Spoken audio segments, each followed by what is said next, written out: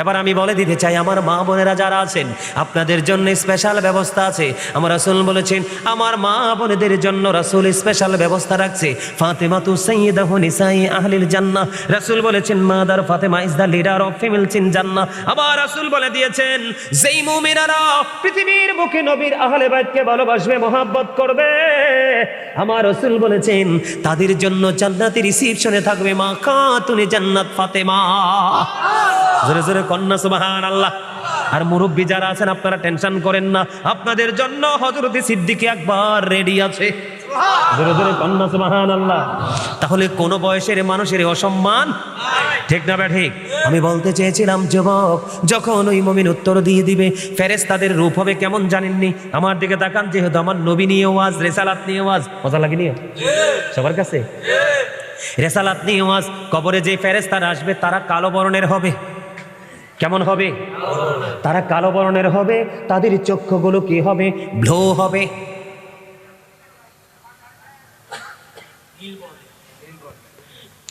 Blue না নীল? নীল, নীল একটা সোজা কথা আর কি বন্ধু। তাদের বর্ণটা হবে কালো, চক্ষুগুলো হবে নীল। এইরকম হবে বন্ধু তারা। আপনি যখন উত্তর দিবেন তারা উত্তরের সঙ্গে সঙ্গে জানিয়ে দিবে আমরা জানতাম তুমি এমনই উত্তর দিবে। সুবহানাল্লাহ বলেন না আরো জোরে? তোমরা এমনই উত্তর দিবে। তখন গায়েব থেকে আওয়াজ আসবে, ও বন্ধু তার কবরটা দৈর্ঘ্য এবং প্রস্থে 70 গুণ প্রশস্ত হয়ে যাবে, নূরের আলোয় আলোকিত হয়ে যাবে। ঠিক এই মুহূর্তে ও যুবক, আসার একটা সিরিয়াল থাকলেও যাওয়ার কোনো সিরিয়াল নাই। যুবকেরা রে, তখন কি হবে জানুনি? তখন এই মুমিন ব্যক্তি তিনি তো মারা গেছে কবরে, উনি ফেরেশতাদের কাছে আবেদন করবে আমাকে একটু ছেড়ে দেন। কই কি জন্য? সুবহানাল্লাহ বলেন না আরো জোরে? তুমি একটু আমাকে ছেড়ে দাও। কেন? আবার পুনরায় পৃথিবীতে আমি ফিরে যাব। সুবহানাল্লাহ কইতেন না? আরে মিয়া, কবর যে কত ভয়ঙ্কর, কিন্তু সেই কবরে সে বলবে কি আমার একটু সুযোগ দাও, আমি আবার পৃথিবীর বুকে ফিরে যাব। কই কেন? আমার আপন স্বজন কান্দে রে, আমি তাদেরকে শুধু একটা মেসেজ দিব যে আমি ভালো আছি, তোমরা কোনো চিন্তা করো না, টেনশন করো না। এবার ফেরেশতারা উত্তর দিয়ে দিবে না না, আর পৃথিবীতে ফিরে যেতে পারবা না, তোমাকে নতুন বরের মতো ঘুম পাড়িয়ে দিলাম, ঘুমিয়ে যাও। তোমার প্রিয়জন যতদিন না পর্যন্ত তোমাকে না ডাকবে। সুবহানাল্লাহ বলেন না? আর মুনাফিক যারা আপনার আমার মাঝে আছে বন্ধু, ওই মুনাফিক যখন কবরে যাবে উত্তরটা তো দিতে পারবে না, উত্তর দিতে পারবে না। সঙ্গে সঙ্গে গায়েব থেকে আওয়াজ আসবে, মাটি তাকে এমন ভাবে বন্ধু চাপ দিবে, চাপের সঙ্গে হাড়, একটা হাড় আর একটা হাড়ের মধ্যে ঢুকে যাবে, কান্না করবে, চিৎকার করবে, হাহাকার করবে। আল্লাহ জানিয়ে দিয়েছেন লা ইয়ামুতু, people will not die that day, সেদিন মরার কোনো সুযোগ নাই। আল্লাহ বলেছেন ফিহা ওয়ালা ইয়াহইয়া, people will not be able to life that day, সেদিন মানুষগুলোর বাঁচার কোনো সুযোগ নাই। আল্লাহ বলেছেন ওমা হুমান হাবি গায়বিন, people will not be able to escape that day, সেদিন মানুষগুলো সেখান থেকে পালাইতেও পারবে না। তাহলে আপনারা বলেন চুক্তি কার সাথে করবেন? মদিনাওয়ালার সাথে। কার সাথে চুক্তি করাইবে? কে? মদিনাওয়ালা। আর এই এগ্রিমেন্টের মূল উদ্দেশ্য থাকবে আমার স্রষ্টা। ঠিক কিনা বলেন আরো জোরে? তাহলে মদিনার নবীর সাথে প্রেমের দরকার আছে না নাই? আর যদি প্রেম না করতে পারি, দুর্বিষহ জীবন নিয়ে কবরে যেতে হবে। রাসূল জানিয়ে দিয়েছেন আল কবরু রাউজাতুম মির রিয়াদিল জান্নাতি ওয়া হুফরাতুম মিন হুফারিন নার, কবরটা জান্নাতের একটা বাগান হবে, জাহান্নামের একটা গর্ত হবে। ও বন্ধু, তোমাদেরকে সাবধান করে দেই, আমার আল্লাহ বলে দিয়েছেন ওয়া ইদাল কুবুরু বুসিরাত আলিমাত নাফসুম মা কদ্দামাত ওয়া আখরাত, কবরটা যখন ওপেনিং করা হবে, আপনি আমি আমাদের প্রত্যেকের জীবনে কে কি করেছি আর কি করিনি সব কিছু প্র্যাকটিক্যালি দেখতে পাবো, জানতে পারবো। তাহলে আপনার আমার মদিনাওয়ালার দরকার আছে না নাই? আরো জোরে? আমরা মদিনাওয়ালাকে চাই কি চাই না? আরো জোরে বলেন না। আমার নবী কেমন জানেন? নবীজি কি কখনোই ছোট করে কথা বলবেন না। সে কি বলেছিল? আমি যতটুকু লিখে দিতাম ততটুকুই নবী জানতো। শুধু এইটুকু কথাতে আমার আল্লাহ কত কষ্ট পেয়েছে, ঠিক কিনা বলেন? মাটি কি আল্লাহর অর্ডারে তার সাথে বেয়াদবি, তার বিরুদ্ধে যায় নাই? কথা বলেন না। মুনাফিক আমাদের মধ্যে দাঁড়িয়ে আছে, টুপি আছে, পাগড়ি আছে, নামাজ আছে, রোজা আছে, হজ আছে, জাকাত আছে, এরা কিন্তু আপনার আমার মাঝে আছে, কিন্তু কবরে গেলে সে মুনাফিক আসল রূপ প্রকাশ হবে, তার সাথে যে আচরণটা করা হবে। দেখেন আমি আপনাদেরকে একটা মেসাল দিয়ে দেই। এই যে ইহুদি বল খ্রিস্টান বলল আমার নবীকে যেইটুকু লিখে দিত শুধু সেইটুকুই জানতো, আর বেশি কিছু জানতো না। আরো জোরে কন্যা নাউজুবিল্লাহ। এবার আমি আপনাদেরকে বলে দিতে চাই যুবক, আমি আমার মা বোনদেরকে বলে দিতে চাই, বাবা গো হৃদয় খুলে শোনো, আমার নবীজি যে মেরাজে গেছে জানেন তো? বিশ্বাস তো করেন? অবিশ্বাস করেন কেউ আসেননি? আরো জোরে বলেন। আমার নবীজি মেরাজে গিয়েছে, প্রেমময় জিনিসটা বিশ্বাস করেন তো? আমাদের মধ্যে অনেকে ডিস্টার্ব করে, পেস লাগায়, আল্লাহ আল্লাহ রসুলের মধ্যে নাকি মাঝখানে কি ছিল? বেড়া ছিল। কি ছিল?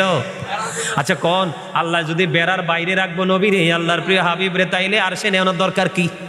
কথা কন না কেন? একদম সোজা হিসাব। দাদা ভাই কি বলে? আমার আল্লাহ বন্ধু এখানে দুইটা জিনিস ক্লিয়ার, একেবারে দুইটা জিনিস সুস্পষ্ট। যারা মনে করে নবীজি এবং আল্লাহর মধ্যে পর্দা ছিল, ও বন্ধু আমি আপনাদেরকে বলে দিতে চাই, আমার রসুলের সাথে আল্লাহর সাথে যখন আমার রসুলের মেরাজে রজনীতে গিয়ে দেখা হয়ে গেল, আমার রসুলকে আমার আল্লাহ একটা ডাক দিয়ে প্রশ্ন করলো, বন্ধু আপনি বলে দেন আসমানে ফেরেশতারা কি নিয়ে তর্ক বিতর্ক ঝগড়া করছে, বিতর্ক করছে? সুবহানাল্লাহ কইতেন না? আমার আল্লাহ কি জানে না? আরো জোরে কন্যা। আমার আল্লাহ জানে। যুগে যুগে যুগে যুগে ও বন্ধু পৃথিবীতে মানুষের ধর্মীয় গান উঠে যাবে, ধর্মীয় শিক্ষা থেকে দূরে যাবে, এই বিষয়গুলো নিয়ে বিতর্ক শুরু করবে। এই জন্য আল্লাহ এবং আল্লাহর হাবিবের কথোপকথন হলো বন্ধু, আমার রাসূলকে প্রশ্ন করলেন আমার আল্লাহ, হাবিব আপনি বলে দেন আসমানে ফেরেশতারা কি নিয়ে বিতর্ক করছে? এবার আমার রাসূল একটা ডাক দিয়ে বললেন, আল্লাহ গো আপনি তো ভালো জানেন। আসলে তো হ্যাঁ, আমার আল্লাহ তো ভালো জানে, আমার আল্লাহর চেয়ে ভালো কি আমরা কেউ জানি? কথা বলেন না কেন? এই কথাটা বলতে দেরি আমরা কেমন নবীর উম্মত হয়েছি বন্ধু। হৃদয় খুলে শোনো, আমার নবীজি যখন বলল আল্লাহ গো তুমি তো ভালো জানো, এই কথাটা বলতে দেরি বন্ধু হাদিস শরীফের মধ্যে এসেছে, আমার দিকে তাকাও যুবক, তোমার নবীকে কেউ ছোট করে কথা বললে তুমি বরদাস্ত করো না। এবার বাংলাদেশের যেই হক, আমি গাজী সুলাইমান তোমার জীবনে না থাকলে কোনো সমস্যা নাই, তোমার বাবা মা না থাকলে সমস্যা নাই, তোমার আপন স্বজন না থাকলে সমস্যা নাই, তোমার বন্ধু বান্ধব তোমার জীবনে না থাকলে কোনো সমস্যা নাই, কিন্তু মদিনাওয়ালা যদি তোমার জীবনে না থাকে রে, তোমার জীবনের মতো এত দুঃখের জীবন আর কারো হবে না। ঠিক না ব্যাঠে? আপনারা বুঝেননি আমার কথা? বন্ধুরে আমার রাসূল যখন বলল আল্লাহ গো আপনি তো ভালো জানেন, সঙ্গে সঙ্গে আবার আল্লাহর কুদরতি হাত আমার রাসূলের দুই কাঁধ মোবারকের মধ্যখানে রাখলেন। সুবহানাল্লাহ বলেন না? আপনারা খেয়াল করছেননি? আমি কিন্তু আমার দাদাভাইকে মহব্বত করে, কারণ মুরব্বী আমার বেশি পছন্দ। কারণ আল্লাহ মুরব্বীদেরকে জাহান্নামে দিতে আল্লাহর শরম লাগবে, যেই মুরব্বী জীবনভর আমার আল্লাহর তালাশ করেছে। এই জন্য আমি আমার দাদা ভাইয়ের পেটটার মধ্যে দুই কাঁধের মধ্যখানে হাত দিয়েছি, দেখেছেন কিনা আপনারা? বন্ধুরি আমার রাসূলের পবিত্র কাঁধ মোবারকে আমার আল্লাহর কুদরতি হাত মোবারক যখন রাখলো, আমার রাসূল বলতেছে যে আমার বুক পর্যন্ত প্রশান্তি চলে আসলো। জোরে জোরে কন্যা সুবহানাল্লাহ। কি পর্যন্ত? বুক পর্যন্ত প্রশান্তি চলে আসলো। আমি ওই মেরাজের রজনীতে ওই আল্লাহর আরশে দাঁড়াইয়া সৃষ্টিকুলের শুরু থেকে শেষ পর্যন্ত আসমান জমিনের আমি সব কিছু স্পষ্ট দেখে নিয়েছি। জোরে কন্যা সুবহানাল্লাহ। তাহলে ওই খ্রিস্টান যে বলছে ভুল বলছে কিনা? তার বক্তব্য ফেক কিনা? 100% ফেক, ঠিক কিনা বলে? সে মিথ্যা তথ্য দিয়েছে। আমার রাসূলের পবিত্র জবান মোবারক দ্বারা প্রমাণিত হয়ে গেল আমার আল্লাহর কুদরতি হাত আমার নবীর দুই কাঁধের মধ্যখানে ছিল। তাহলে এখানে কোনো বেড়া? আরে ধরে কন্যা, আরে ধরে কর। বন্ধুরি আমার আরেকটা মজার খবর হলো, আমার আল্লাহ আমার রাসূলকে সে পাওয়ার দিয়েছে, ওই আরশে আজিম থেকে আল্লাহ রাসূল সব কিছু স্পষ্টভাবে দেখেছেন, আওয়াল থেকে আখের, শুরু থেকে শেষ পর্যন্ত, আসমান থেকে জমিন পর্যন্ত। অন্য হাদিসের মধ্যে সে কেমন ভাবে দেখছে বলবনি? আপনারা সবাই আমার দিকে তাকান, আমি বলি আপনারা একটু ইয়া করেন, স্টাডি করেন। সবার হাত উঠান, উঠাইয়া সবার চোখের সামনে ধরেন। আপনি আপনার হাতের তালুর দিকে তাকান, আপনার হাতের তালুতে কি আছে সেটা স্পষ্ট কিনা? আরে জোরে বলেন। আমার কথাই বললেন না, কাছে নিয়ে দেখেন, যারা দূরের থেকে দেখেন না, দেখেন আপনার হাতের তালুতে আমার মতো তাকান, দেখেননি? আরো জোরে বলেন, হাত নামান। আমার রাসূল বলে দিয়েছে বন্ধু, একটা মানুষ তার হাতের তালুটাকে যেমনি ভাবে স্পষ্ট করে দেখতে পায়, আমি রাসূল ঠিক তেমনি ভাবে স্পষ্ট সব কিছু দেখে নিয়েছি। জোরে জোরে কন্যা সুবহানাল্লাহ। ও বন্ধু, সেই নবীকে তুমি কমেন্টস করো, সেই নবীকে নিয়ে মন্তব্য করো, সেই নবীকে তুমি বিরূপ মন্তব্য করো, তোমার ঠিকানা কোথায়? ও বন্ধু, তোমাদেরকে আমি আজকে বলে দেই, আলা হযরত অত্যন্ত চমৎকার ভাবে বলে দিয়েছেন, খালিকি কুল্লি আপিকো মালিকি কুল বানা দিয়া, দুনো জাহাঁ হ্যায় আপকে কবজা ইখতিয়ার মে। ও বরুণা মুহিতপুরের যুবক, আমি আমার মা বোনদেরকে ডেকে ডেকে বলছি, ঘরের করে বসে তোমরা সবাই মিলে বন্ধু বিরূপ মন্তব্য করো না। আমার আলা হযরত বলে দিয়েছেন, আল্লাহ রাব্বুল আলামিন সব কিছুর মালিক। কথা বলেন না কেন? আমার আল্লাহ সব কিছুর মালিক, কিন্তু মালিকানা তুলে দিয়েছে আমার আপনার পায়ে রাসূলের হাতে। দোনো জাহানটা আমার রাসূলের ইচ্ছার উপর ডিপেন্ডেন্ট। তার মানে আল্লাহ সব কিছুর মালিক, কারণ লা শারিক, ওনার সাথে কোনো শরীক নেই। লা ইলাহা ইল্লাল্লাহ, আল্লাহ ছাড়া কোনো মাবুদ নাই। কুল হু আল্লাহু আহাদ, আল্লাহ ইজ ওয়ান, আল্লাহ এক। এগুলো অস্বীকার করার কোনো সুযোগ নেই, কিন্তু বন্ধুটাকে অস্বীকার করতে পারবা না। আমার আল্লাহ সব কিছুর মালিক, কিন্তু মালিকানা দিয়ে দিয়েছে আপনার আমার রাসূলের হাতে। ও বন্ধু, আমার রাসূলের ইচ্ছার উপরে নির্ভর করে আপনার জান্নাত এবং জাহান্নাম। আমি বাড়িয়ে বলছি না, আপনারা সবাই জানেন আমি গাজী সুলাইমান এমন একজন মানুষ বন্ধু, পৃথিবীর বুকে অনেক বড় বড় যোগ্য দক্ষ ওলামায়ে কেরাম আছে, কিন্তু তারা এখানে বসার জন্য অনেক চেষ্টা করতেছে, কিন্তু বসতে পারে না। তার ভাই ঠিক কিনা বলেন? বসতে পারে না।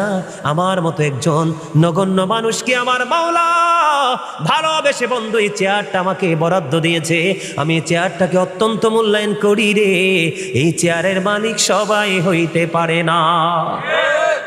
গোটা পৃথিবীর মানুষ জানে আমি প্রয়োজন ছাড়া অপ্রয়োজনীয় কথা আমি বলি না বন্ধু। তার কারণ হলো আমার জীবনের সময় খুবই কম, আমার কাজ বন্ধ অনেক বাকি। ঠিক কিনা বলেন? আরো জোরে বলেন। বিশ্বাস করেন কি করেন না? এই জন্য বন্ধু বলে দিতে চাই, আপনারা জানেন কিনা জানি না বন্ধু, আমার নবী যখন সাহাবায়ে কেরামদেরকে নিয়ে মক্কার কাবা মেঠোপথে যখন হাঁটতো বন্ধু রে, ও বন্ধু, গাছপালা তরুলতা এবং নবীজির কদম মুবারকের নিচে থেকে পাথরগুলো পর্যন্ত আমার নবীকে সালাম দিয়েছে। ওরে বড়রা মুহিতপুরের মানুষ, এই জন্য আমি তোমাদেরকে বলছি বন্ধু, নবী পৃথিবীর কোনো সাধারণ মানুষের মতো নয় রে। ইনি কোনো সাধারণ সৃষ্টি নয়। ও বন্ধু, তিনি কেমন সৃষ্টি রে? সেই নবীর উম্মত হতে পেরেছি আমরা। আমাদের মধ্যে তো অনেক বেশি অহংকার থাকার কথা, প্রাউড ফিল করার কথা। বলে কেমন অহংকার? অন্য মানুষের সাথে নয়, যে আমি নবীর আল্লাহর প্রিয় হাবিবের উম্মত হয়েছি, এটা আমার জীবনের সবচেয়ে বড় গর্বের জায়গা। ঠিক কিনা বলেন? বন্ধুরে আমার, ও বরুণা মহিতপুরের যুবক, আমি তোমাদেরকে বলে দিতে চাই রে, ও বন্ধু, নবী কি তুমি চিনো? নবী কি তুমি বুঝো?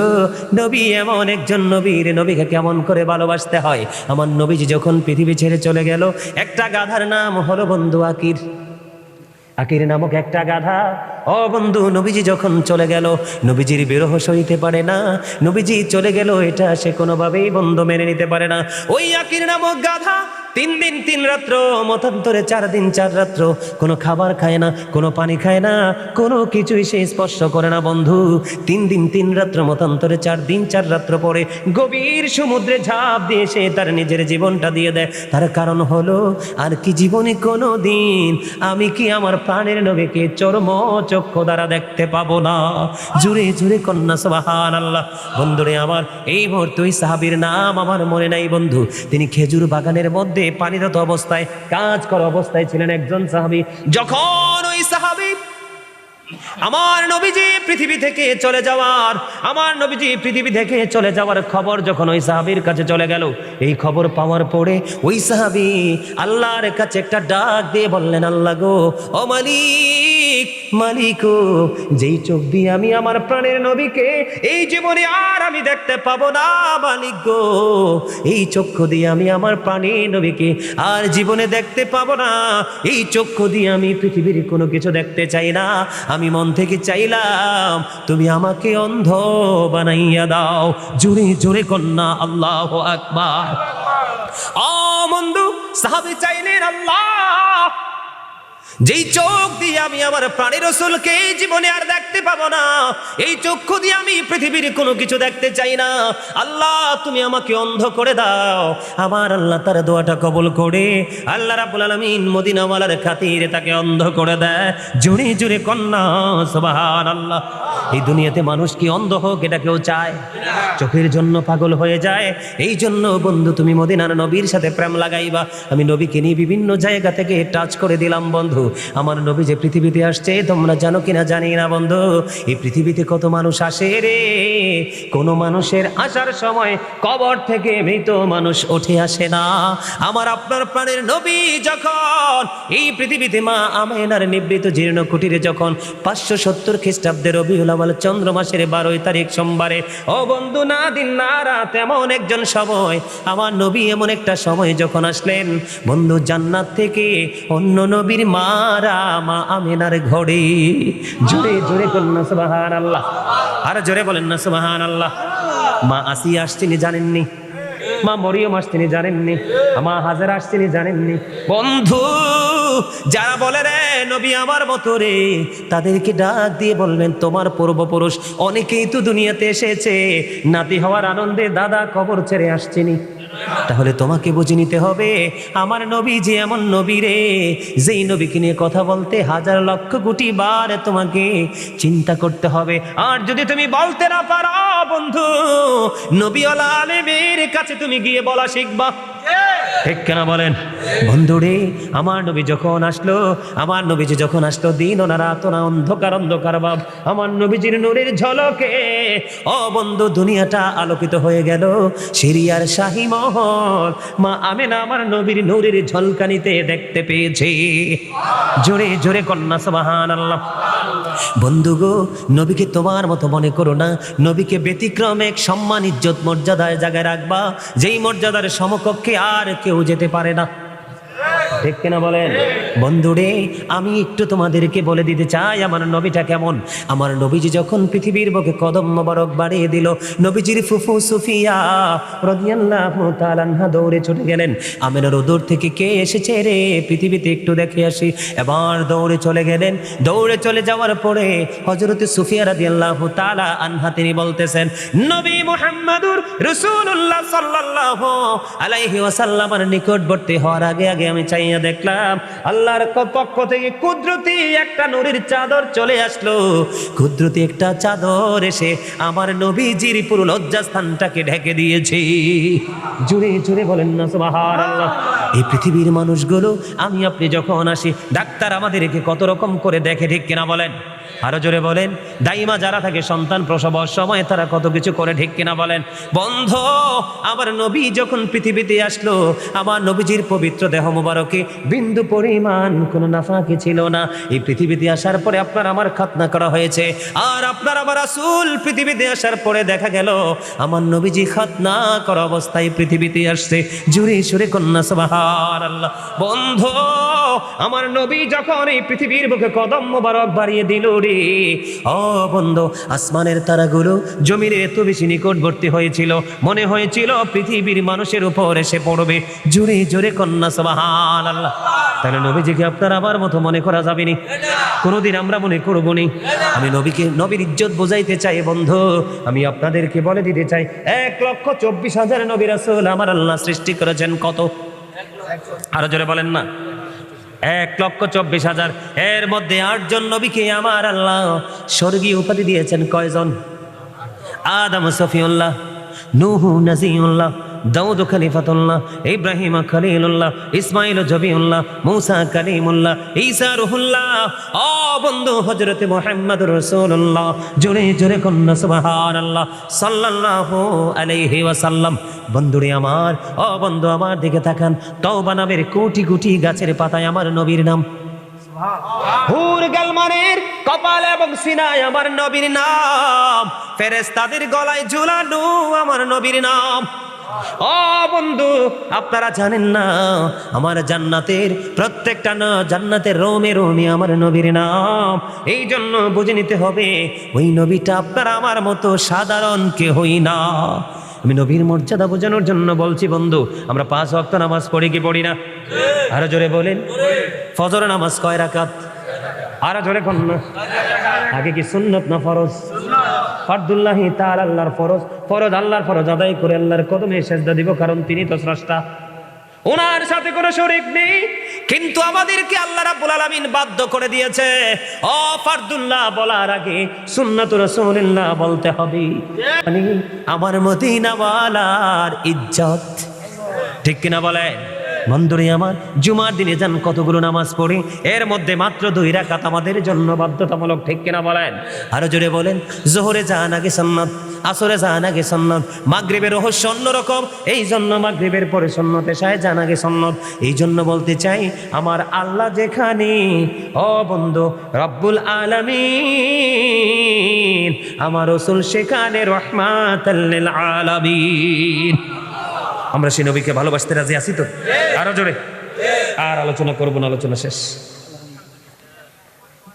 আলহামদুলিল্লাহ বলেন না কেন? আরো জোরে। আবার যদি কোথাও কখনো দেখা হয়, আপনাদের দাওয়াত রইল, খবর পাইলে চলে আসবেন, নতুন কোনো বিষয় নিয়ে হাজির হয়ে যাব। ওমা হ্যাঁ, আমি বলে গজল কইতাম, ওয়াজের টাইম তো শেষ, আর গজল গাওয়া যাবে না। তাবারও গাছিনি? তাবারও আছে? বিরিয়ানি না খিচুড়ি? অমর খোদা জেন্টেল তাবারও।